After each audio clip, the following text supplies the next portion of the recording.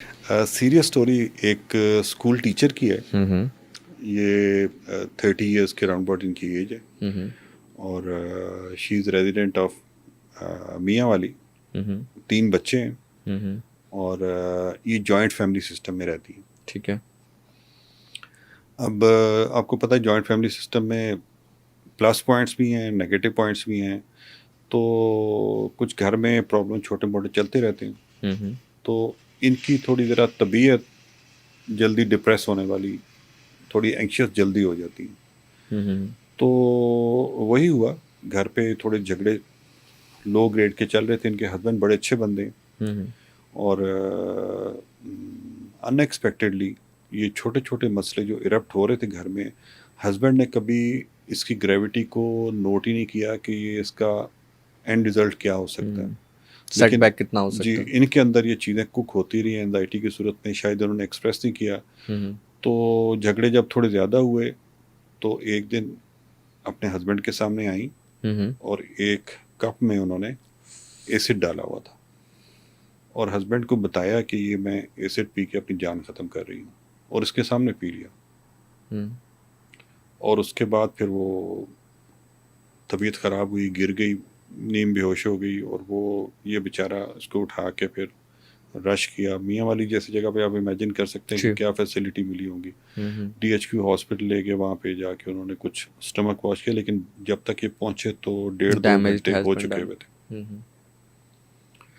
اب یہ تھوڑی سی اس لحاظ سے خوش قسمت تھی کہ ڈیمیج اتنا زیادہ نہیں ہوا کہ اندر سے کوئی اسٹمک یا کھانے کی نالی پھٹ گئی. اگر پھٹ جائے تو پھر پیشنٹ کی زندگی کے بارے میں کچھ کہا نہیں جا سکتا.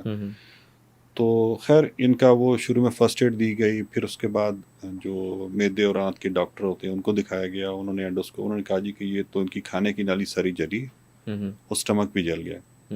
تو ابھی فی الحال فوراً تو ہم کچھ بھی نہیں کر سکتے.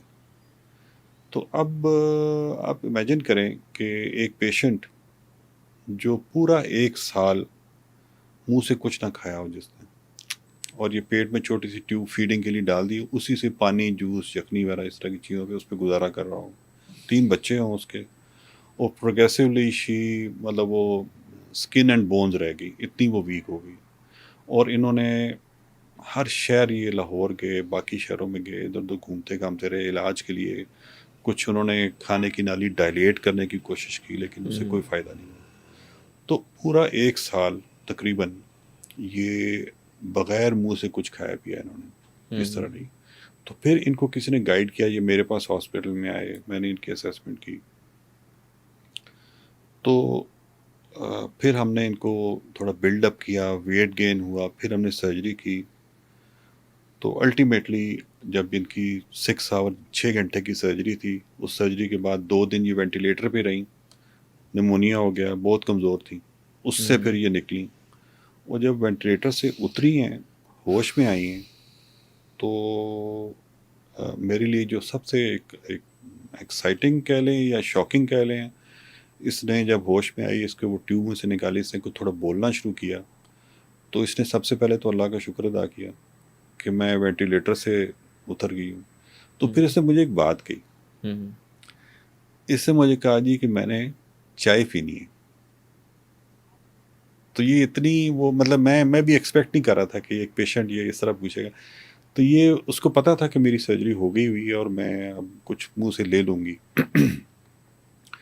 تو آفٹر 1 ایئر اس بیچاری کی خواہش یہ تھی کہ میں منہ سے چائے پیوں. تو خیر ہم نے اس کو 1-2 چمچ اس کو دیے. تو پھر وہ میں نے اس پہ ایک آرٹیکل بھی لکھا, اور میں نے اس آرٹیکل کا ٹائٹل لکھا تھا, from a cup of acid to a cup of tea, a painful journey. کہ وہ جو پورا 1.25 سال اس نے جو تکلیف کاٹی ہے, ایک ایسڈ کے کپ سے لے کے چائے کے کپ تک, وہ اسی خاتون کو پتہ یا مجھے پتہ ہے کہ میں نے اس کو جو مینیج کیا, سارا کچھ کیا. تو بہرحال اب good part of this story یہ ہے کہ she is happy back to her life. اور اب ہم نے ان کو سائکیٹرسٹ کو بھی دکھایا, ان کی بھی دوائیاں لیتی ہیں. شی از بیک ٹو ہر فیملی, بچے خوش ہیں, ہسبینڈ خوش ہیں. یہ مجھے پرسوں ملنے آئی تھی, اور وہ دکھانے تو کسی اور ڈاکٹر کو آئے تھے, تو مجھے بس وہ سلام کرنے آئے تھے. تو it was a moment of great joy for me also.